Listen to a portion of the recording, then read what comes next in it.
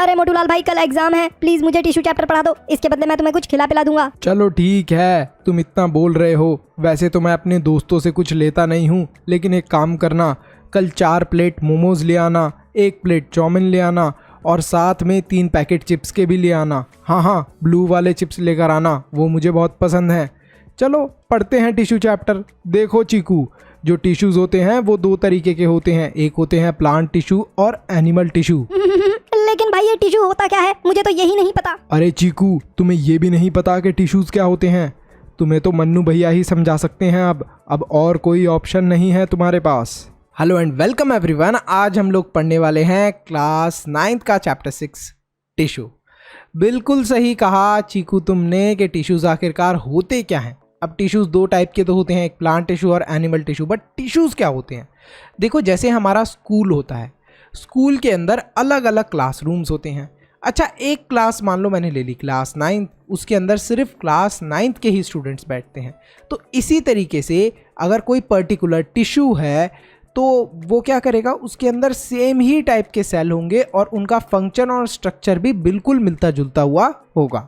तो यहाँ पर टिश्यू की डेफिनेशन ये होती है, group of cells similar in structure and function having common origin. I hope अब तुम्हें पता चला होगा कि टिश्यू क्या होते हैं। अब हम पढ़ने वाले हैं प्लांट टिश्यूज़ के बारे में। देखो, प्लांट टिश्यूज़ को हमने 2 पार्ट्स के अंदर डिवाइड करा है। एक होते हैं मेरिस्टेमेटिक टिश्यू और दूसरे होते हैं परमानेंट टिश्यू। सबसे पहले मेरिस्टेमेटिक टिश्यूज़ की क्वालिटी देखते हैं। ये होते हैं रिस्पॉन्सिबल फॉर ग्रोथ, मतलब जो भी प्लांट के अंदर ग्रोथ होती है वो किसकी वजह से होती है? मेरिस्टेमेटिक टिश्यू की वजह से। मेरिस्टेमेटिक टिश्यूज़ प्लांट के अंदर 3 जगह प्रेजेंट होते हैं। एक जो सबसे ऊपर वाली जगह पर प्रेजेंट होता है उसे बोलते हैं हम लोग अपाइकल मेरिस्टेम। ये रिस्पॉन्सिबल होता है प्लांट की हाइट के लिए। फिर आता है इंटरकैलिलरी मेरिस्टेम, मतलब जो बीच में प्रेजेंट होता है प्लांट के, ये रिस्पॉन्सिबल होता है प्लांट की ब्रॉडनेस के लिए। फिर आता है लेटरल मेरिस्टेम, ये रिस्पॉन्सिबल होता है फॉर साइज ऑफ ऑर्गन्स, मतलब जो प्लांट्स के ऑर्गन्स होते हैं उनके साइज के लिए रिस्पॉन्सिबल होता है। तो अभी हमने देखा कि मेरिस्टेम मतलब जो ग्रोथ वाला टिश्यू था प्लांट के अंदर वो कहाँ कहाँ पर प्रेजेंट है। जो सबसे टॉप पर प्रेजेंट है दैट इज अपाइकल मेरिस्टेम, उसके बाद इंटरकैलिलरी मेरिस्टेम, उसके बाद लेटरल मेरिस्टेम। अब हम लोग पढ़ेंगे परमानेंट टिश्यूज़ के बारे में। परमानेंट टिश्यू मतलब यहाँ पर ग्रोथ ऑलमोस्ट रुक जाती है, वो वाले टिश्यूज़ जो अब परमानेंट हो गए हैं। तो परमानेंट टिश्यूज़ भी 2 टाइप के होते हैं, एक होते हैं सिंपल परमानेंट टिश्यू और दूसरे होते हैं कॉम्प्लेक्स परमानेंट टिश्यूज़। जो सिंपल परमानेंट टिश्यूज़ होते हैं वो एक टाइप के सेल्स के बने होते हैं, जैसे कि पैरेन्काइमा टिश्यू, कॉलिनकाइमा टिश्यू और स्कैरेन्काइमा टिश्यू। फिर आते हैं कॉम्प्लेक्स परमानेंट टिश्यूज़, ये एक से ज़्यादा टाइप के सेल्स के बने होते हैं, जैसे कि जाइलम एंड फ्लोएम। अब जो जाइलम टिश्यू है वो रिस्पॉन्सिबल होता है प्लांट के अंदर फॉर ट्रांसपोर्टिंग वाटर और फ्लोएम टिश्यू रिस्पॉन्सिबल होता है फॉर ट्रांसपोर्टिंग फूड। तो फर्स्ट से फ्लोएम, फर्स्ट से फूड, इस चीज़ को आपको याद रखना है।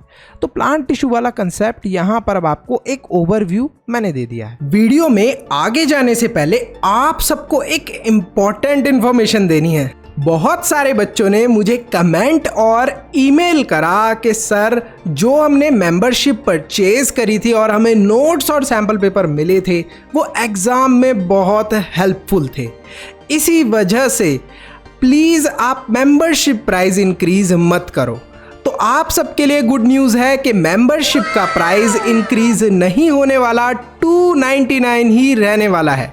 इसके साथ साथ एक और एक्साइटिंग न्यूज़ है, इस कॉस्ट को और भी अफोर्डेबल बनाने के लिए पहले 1000 बच्चों को मिलने वाला है 70% डिस्काउंट। तो फटाफट अभी मेंबर बन जाओ। एसएसटी के, इंग्लिश के, साइंस के नोट्स और सैंपल पेपर आपको मिलेंगे जो कि एग्जाम में आपके फुल मार्क्स लाने में हेल्प करने वाले हैं। अब आगे हम लोग देखते हैं मेरिस्टेमेटिक टिश्यूज़ के बारे में। देखो, मेरिस्टेमेटिक टिश्यू किस चीज़ के लिए रिस्पॉन्सिबल थे? For growth. अच्छा, जो सबसे ऊपर हाइट के लिए कौन सा था हमारा मेरिस्टेमेटिक? अपाइकल मेरिस्टेम रिस्पॉन्सिबल था for height of the tree. Next, broadness के लिए कौन रिस्पॉन्सिबल होता है? इंटरकैलिलरी मेरिस्टेम। और नीचे जो हमारी नोड्स और लीफ एंड होती हैं, इनको स्ट्रॉन्ग बनाने के लिए कौन रिस्पॉन्सिबल होता है? That is lateral meristem. अब यहाँ पर ये चीज़ तो अब आपको क्लियर हो गई होगी। जो मेरिस्टेमेटिक टिश्यूज़ होते हैं इनके जो सेल्स हैं बहुत एक्टिव होते हैं, डेंस साइटोप्लाज्म होता है, थिन सेल वॉल होती है और वैक्यूल प्रेजेंट नहीं होता इनके अंदर। तो अब आई होप आपको क्लियर हो गया होगा मेरिस्टेमेटिक टिश्यू का कंसेप्ट। अब हम पढ़ने वाले हैं परमानेंट टिश्यूज़ के बारे में। तो सबसे पहले हम पढ़ेंगे सिंपल परमानेंट टिश्यूज़ के बारे में। सिंपल परमानेंट में हम पढ़ते हैं पैरेन्काइमा के बारे में। ये पाया जाता है in soft parts of a plant, जैसे कि रूट्स, स्टेम्स, लीव्स, फ्लावर्स, इन सब जगह पर पाया जाता है।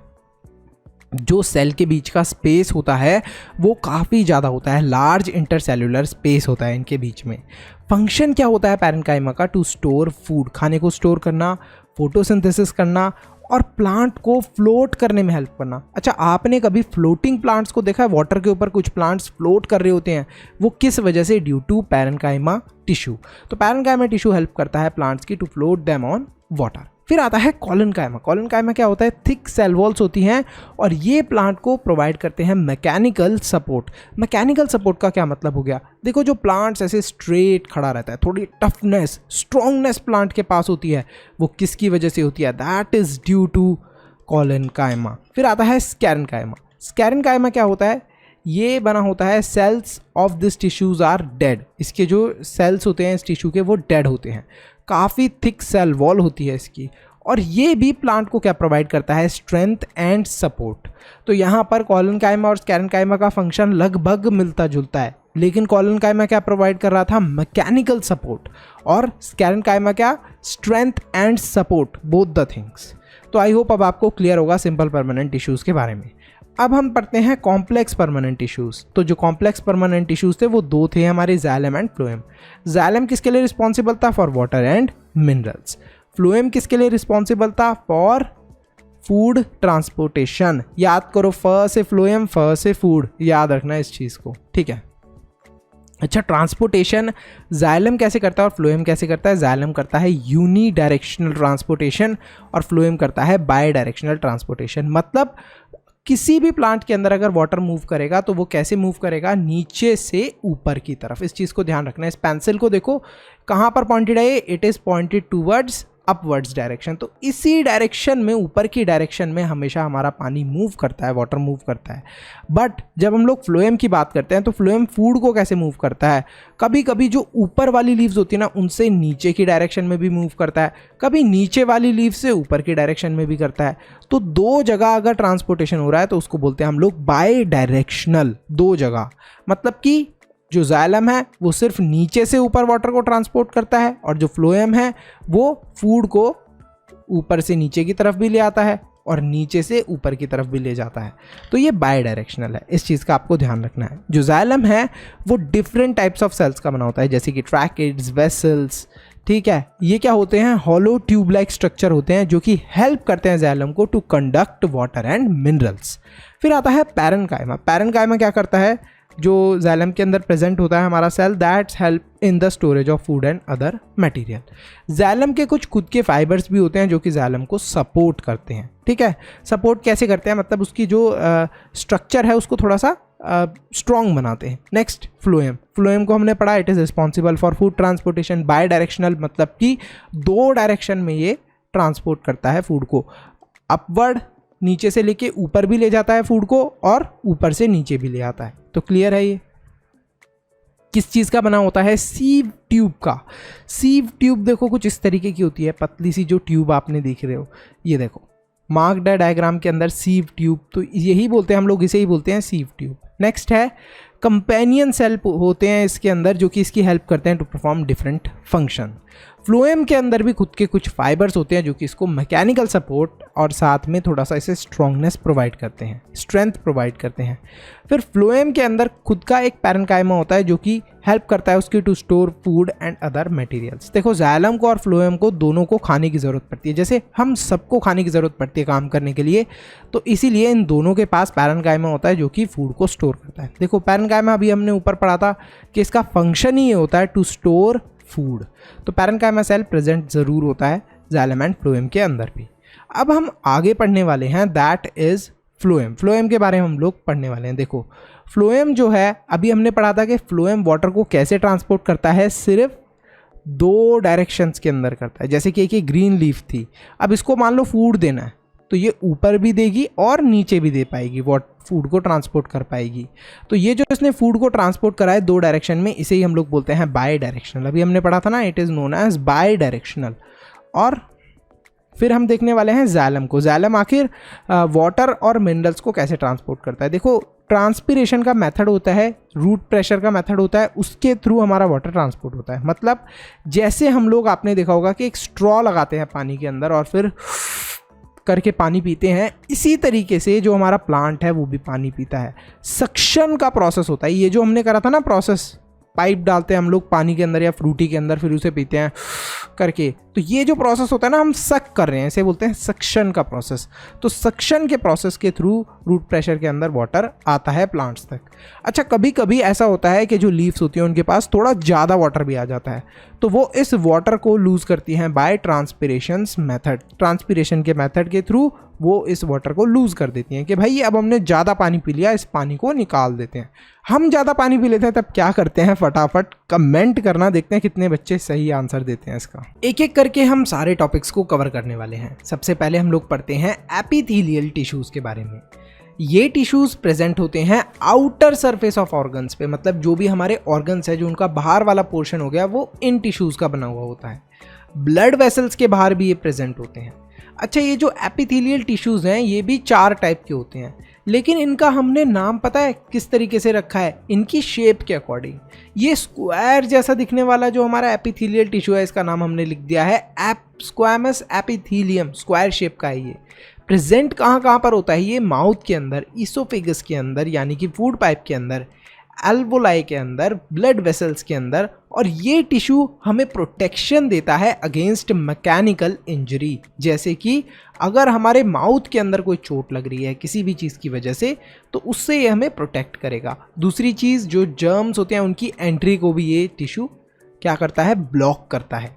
नेक्स्ट आता है क्यूबॉइडल एपिथेलियम। क्यूब जैसी इसकी शेप दिख रही है आपको, तो इसका नाम हमने रख दिया है क्यूबॉइडल एपिथेलियम। प्रेजेंट कहाँ पर होता है, सलाइवरी ग्लैंड, किडनी ट्यूबुल्स के अंदर, स्वेट ग्लैंड्स के अंदर, और इसका मेन फंक्शन होता है एब्जॉर्प्शन, सिक्रीशन और एक्सक्रीशन। फिर आता है कॉलमनार एपिथेलियम। कॉलम जैसी इसकी शेप होती है, जैसे आपने पिलर लगा हुआ देखा होगा, घर के बीच में ऐसे कुछ शेप में आपने देखा होगा कॉलम्स लगे हुए, तो इसको हम लोग इसलिए कॉलमनार एपिथेलियम बोलते हैं बिकॉज ऑफ इट्स शेप। कहाँ पर प्रेजेंट होता है, स्टमक के अंदर और इंटेस्टाइन के अंदर। इसका मेन फंक्शन होता है एब्जॉर्प्शन एंड सिक्रीशन। फिर आता है स्ट्रेटिफाइड स्क्वैमस एपिथेलियम। इसका मतलब क्या है, बहुत सारे स्क्वैमस एपिथेलियम को अगर हम लोग लाइन में लगा दें और कुछ इस तरीके का बड़ा सा बना दें, तो उसे हम लोग बोलते हैं स्ट्रेटिफाइड स्क्वैमस एपिथेलियम। ये जो स्क्वैमस एपिथेलियम है ये अरेंज होता है बहुत सारी लेयर्स में। देखो, स्क्वैमस एपिथेलियम जब बहुत सारी लेयर में अरेंज हो जाता है तब बनता है हमारा stratified squamous epithelium. So it is a compound of squamous tissue, और इसीलिए हम लोग इसे बोलते हैं स्ट्रेटिफाइड स्क्वैमस एपिथेलियम। ये वाले जो टिश्यूज़ होते हैं ये स्किन पे और हमारे ईसोफेगस की लाइनिंग में प्रेजेंट होते हैं। जैसे हमारी स्किन है, स्किन के ऊपर कोई इंजरी हो जाए या देखो जैसे चोट लग रही है, तो उस चीज़ से प्रोटेक्ट करते हैं, ये स्किन के बाहर में प्रेजेंट रहते हैं। तो आई होप अब आपको क्लियर होगा एपिथेलियल टिश्यूज़ के बारे में। एक टॉपिक पढ़ लिया। नेक्स्ट है हमारा कनेक्टिव टिश्यू। सोचो कनेक्टिव टिश्यू क्या करते होंगे। अरे भैया, इसका जवाब तो बहुत ही सिंपल है। कनेक्टिव टिश्यू जरूर कनेक्शन का काम करते होंगे। बिल्कुल सही कहा मोटूलाल तुमने। कनेक्टिव टिश्यू कनेक्शन प्रोवाइड करने का काम करते हैं। देखो, हमारी बॉडी के अंदर बहुत सारे कनेक्टिव टिश्यूज़ होते हैं। सबसे पहला ब्लड हमारी बॉडी के हर एक जगह पर प्रेजेंट होता है, तो मतलब एक जगह से दूसरी जगह को कनेक्ट कर रहा होता है, जोड़ रहा होता है। जो ब्लड होता है वो एक लिक्विड मैट्रिक्स होता है जिसको हम लोग प्लाज्मा बोलते हैं, और ये ब्लड सेल्स के अंदर प्रेजेंट होता है। अब ये जो ब्लड होता है ये हमारी बॉडी के लिए इतना ज़रूरी है कि without blood we cannot survive, हम जिंदा ही नहीं रह सकते। So blood is a connective tissue which is an important life line also. फिर बात करते हैं बोन्स की। बोन्स का काम क्या होता है, हमारी बॉडी को सपोर्ट और फ्रेमवर्क देना। आपने कभी अर्थवॉर्म यानी कि केचुए को देखा है, कैसा होता है वो?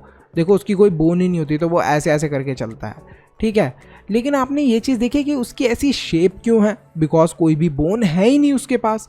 तो हम लोगों के पास जो ये बोन है, it provides framework to our body, हमारी बॉडी को सपोर्ट और फ्रेमवर्क प्रोवाइड करती है, एक शेप प्रोवाइड करती हैं। फिर बात करते हैं कार्टिलेज की। कार्टिलेज होती हैं सॉफ्ट बोन्स। क्या आप में से किसी ने नॉनवेज खाया है या फिर किसी को नॉनवेज खाते हुए देखा है मूवीज़ में या सीरीज़ में? वो कैसे खाते हैं नॉनवेज? ये नॉनवेज पूरा खा लिया, फिर लास्ट में बोन के पास कुछ बच जाता है, उसे लोग ऐसे यूँ करके करके टीयर करते हैं बहुत ज़ोर से।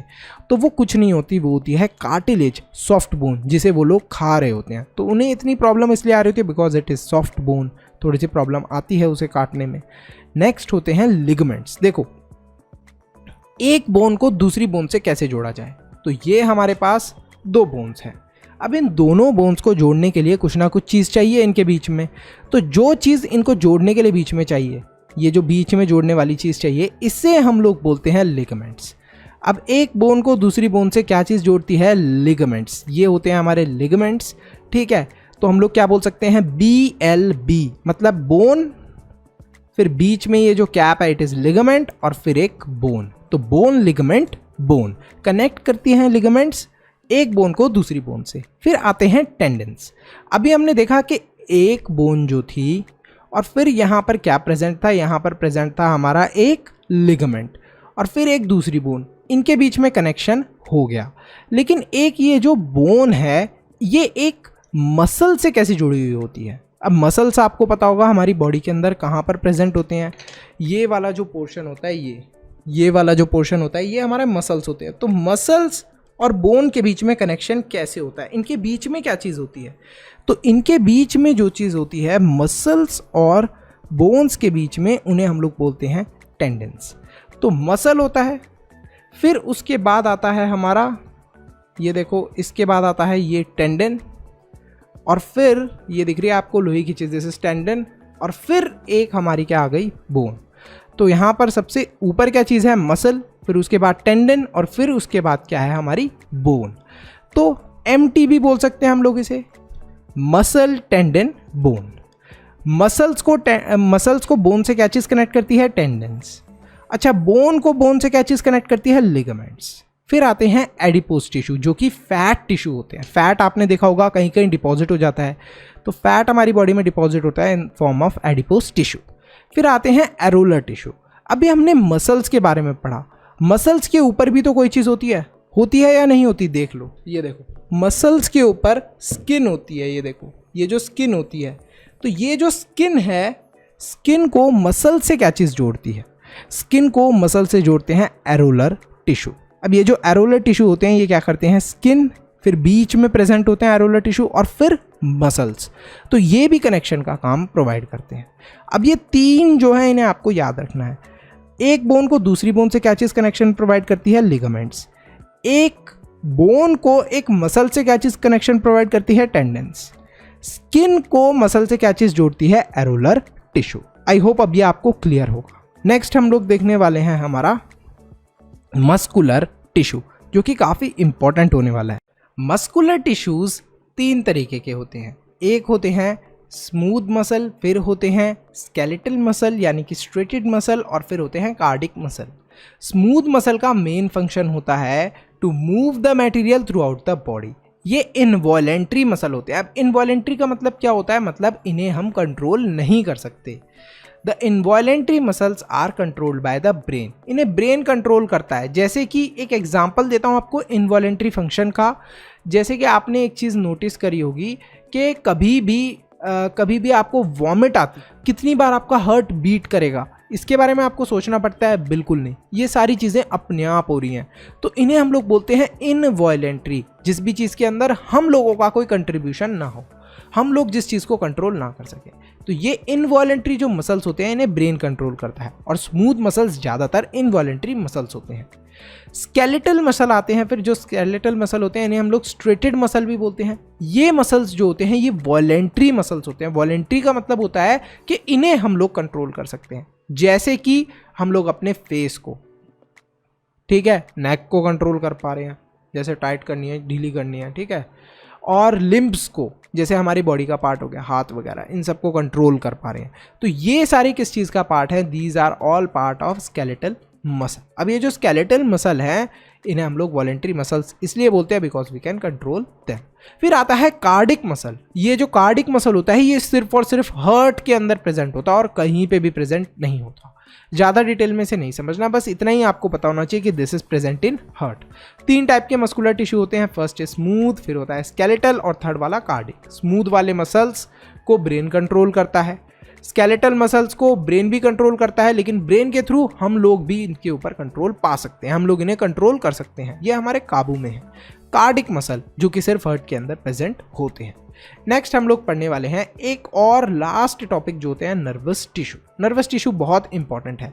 नर्वस टिश्यूज हमारी बॉडी के अंदर प्रेजेंट होते हैं टू ट्रांसपोर्ट मैसेज, एक जगह से दूसरी जगह मैसेज देने का काम करते हैं। जैसे आपने अपने दिमाग से सोचा, मैंने सोचा कि ये जो पेन है इस पेन की मुझे कैप खोलनी है, तो अब एक सिग्नल क्या होगा मेरे ब्रेन से मेरे हैंड की तरफ, और फिर हैंड से मैं इस कैप को ओपन कर पा रहा हूँ।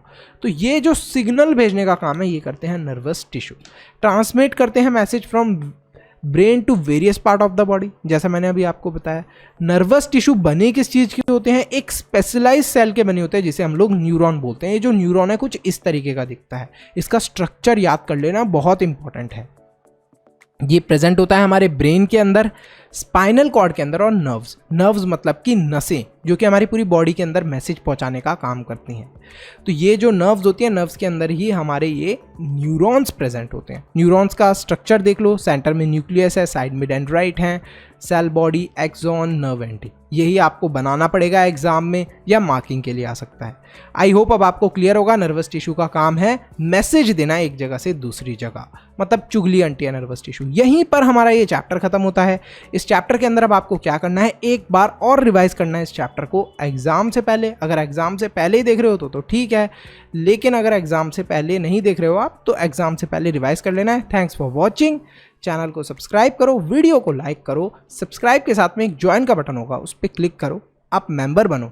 मेंबर बनने का क्या बेनिफिट मिलेगा, आपको ये नोट्स मिलने वाले हैं, सैम्पल पेपर मिलने वाला है, बहुत डिटेल के अंदर उसके अंदर क्वेश्चंस हैं जिन्हें आप कंप्लीटली परफॉर्म करने के बाद अच्छे मार्क्स स्कोर करोगे।